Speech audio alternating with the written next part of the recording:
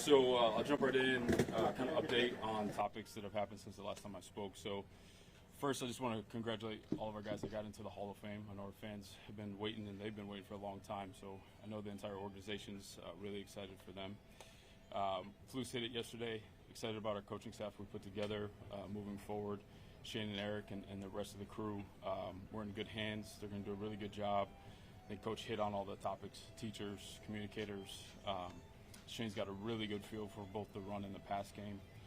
Ability to adapt and adjust to the things that we're looking for. So we're really pumped about that.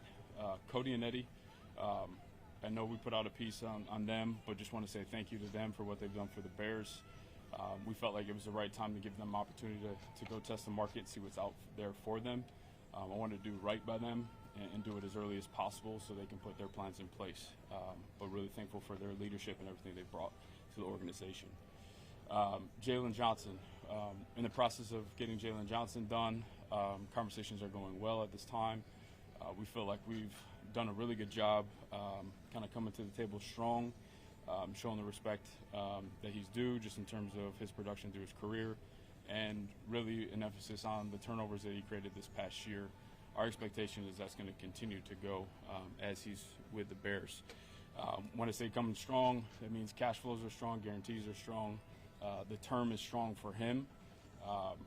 Being hit with his age, there's a really good opportunity for him to go back to the market again and continue to earn money and play well, and hopefully that's with the Bears for a long period of time. So I'm excited about that. Like I've said about those deals all the time, it takes two to tango, and you got to find a place that everyone feels comfortable with. So I feel really good about that situation. Now the hot topic, the first pick, quarterback situation. Contrary to reports out there, I have no master plan to present to everyone today. This is an opportunity for us to continue to gather information, learn about the different players in the draft, listen to what opportunities could come up, and then at the end of the day, we're going to make the best decision that we can for the Chicago Bears. It will not be based on fear of what could happen with this and what could happen with that. We're going to put our information together and make the best decision, because at the end of the day, we'll always throw our decision-making against kind of our core kind of deal, which is win championships and sustain success for a long period of time. There's a lot that goes into that, but we're excited to gather that information and create clarity as we go along. Right. So, what is your, if you decide to draft a quarterback, what is your motivation to trade Justin before free agency starts, knowing that there might be a premium on that? Yeah, again, it just depends on what opportunities pop up. I will say this, I think you guys know me well enough now. If we go down that road, I want to do right by Justin as well. No one wants to live in gray. I know that's uncomfortable. I wouldn't want to be in that situation either. So we'll gather the information. We'll move as quickly as possible. We're not going to be in a rush, and see what presents itself and what's best for the organization. Did you talk to him? I know he made those comments last week about kind of living in limbo on this. Have you had conversations with him about where you guys are at right now in that process? Yeah, so I've always felt, and I told him this after the season when we had our exit meetings, that transparency and communication is key in these moments, and I told him we will do that. So I've been in contact with his team and kind of let them know like what we're looking at, how things might play out. And that we'll continue to communicate as we move forward. Again, I understand how uncomfortable that is for him. But again, like I told him, and he understands, I think he said it the other day too, it's part of this business. It is a unique situation. So, but yeah, I'll continue that communication with them. Having been part of the evaluation process in Kansas City in 2017 with Mahomes, how has that experience helped shape the way you go about evaluating quarterbacks and things you do in that regard? Yeah, my background is I'm really fortunate to kind of see multiple phases and different types of processes put in place with bringing a quarterback in from a trade to drafting. So again, there's a process that we've learned in terms of tape watching and getting to know guys and bringing them in and spending time with them to feel comfortable with that setup. So I can definitely tap into that experience. Right. In terms of Jaylen Johnson, you said things are going well with him. Do you think it's more likely that there's a long-term deal with him than the franchise tag? I hope so. I'd like to avoid the franchise tag for him. I think there's a really good space for us to find a middle ground. Again, we always have the tag to use, but I really would like to get something done long-term with him. Ryan, how do you view, philosophically, how do you view the draft assets you have, picking first and ninth? You would theoretically be targeting star players if you kept those picks, Yep. versus converting those into more picks, but they are lesser picks.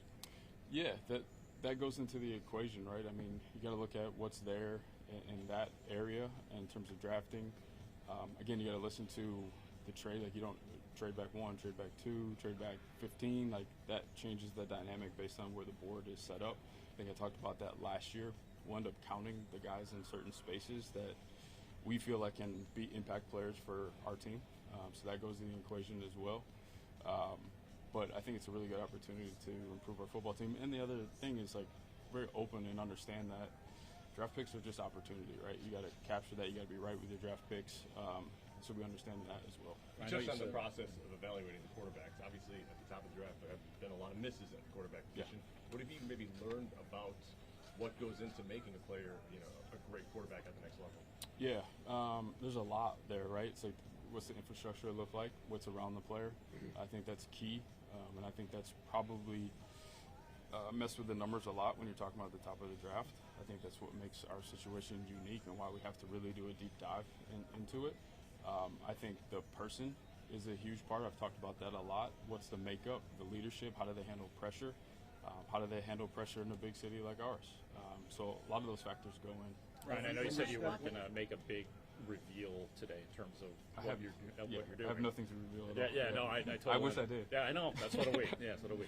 I totally understand that, but do you have an idea, like what's the percentage of what you think you know right now ahead of the combine? Like, how important is the combine in making the decision? Yeah, right now it's like 100 different scenarios that you go down and try to plot out, and you're forecasting forward to see what's going to work out and probabilities and things like that. But at the end of the day, the human being part, getting to know someone, getting to know a group of people is really going to determine it. And there's going to be options that pop up all the time that you don't see coming. I think I said it last year, like, something will happen at some point in the next few months that no one expects. Right.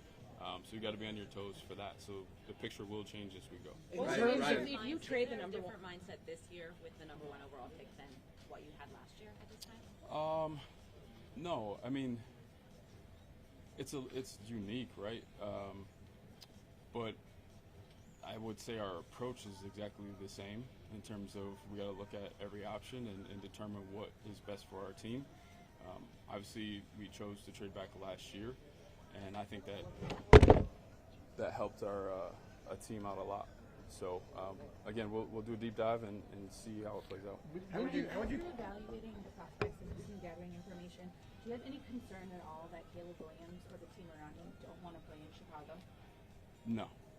No concerns about that at all. I would love to know why, if that was the case. Like I said, I think as a young quarterback, and I've been around it, the infrastructure is important, and I think we've made really good progress in terms of having really good infrastructure for whoever were to come in, or if Justin were to stay here as well. In terms of your quarterback evaluation when you were in Kansas City, Cliff Kingsbury said that Patrick Mahomes and Caleb Williams are eerily similar. When you watch the tape, do you see that?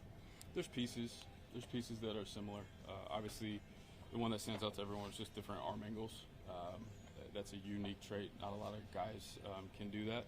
I give Jeff King, who's on my team, credit. He painted a picture of, there's two types of quarterbacks. There's artists and then there's surgeons. So within that group, you can kind of see who's the artist that's really creative, doesn't draw within the lines, where there's more of surgeons who are, like your typical, like the Bradys and Peytons. So you kind of branch them out on those buckets and go from there. So that's where they're similar. Is there a percentage you prefer with artists and surgeons? No. Winners. Yeah. if you do move off the number 1 pick, we've heard crazy, we've heard historic, all those adjectives used for the amount of compensation you need. What are you looking for? Yeah, it's hard to say right now, but it's got to help our organization significantly to move around, because we saw what it did last year, and I'm looking for that type of return to continue to improve our football team. When do you want to know what you're going to do? Tomorrow. No, in all seriousness, though, before No, free agency?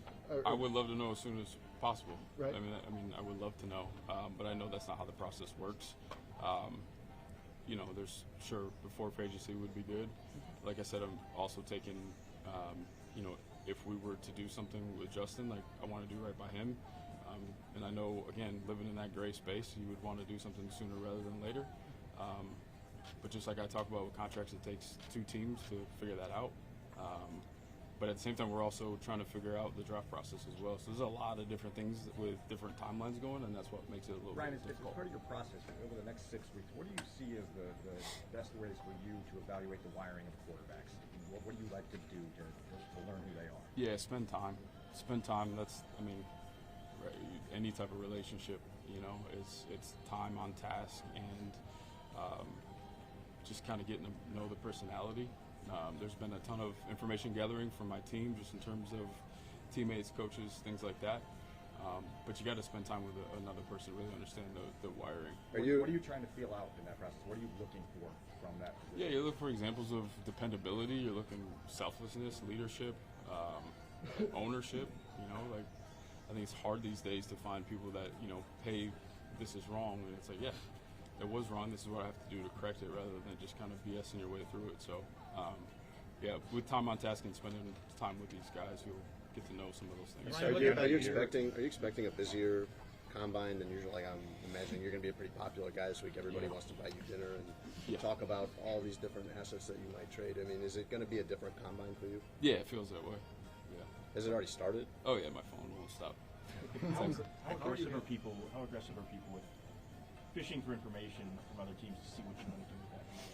Yeah, it's it starts slow. We were at the Senior Bowl. I know people are kind of poking around. I haven't had like big time conversations with anyone, but everyone wants to take a temperature of what's going on. So every time someone approaches you, Yeah.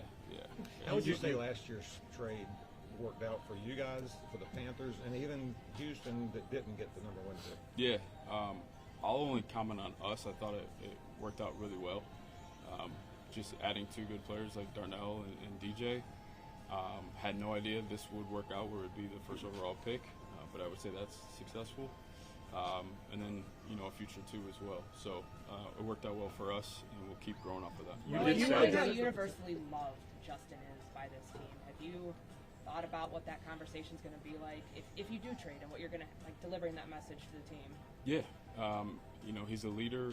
Everything our guys have said is true, and not surprised our guys have said what they have said. I feel the same way, and I think sometimes this whole thing gets Justin versus another person, and I have to look at it a little bit differently. I take that into effect. That's why the person is so important when we evaluate other people that would come in that position.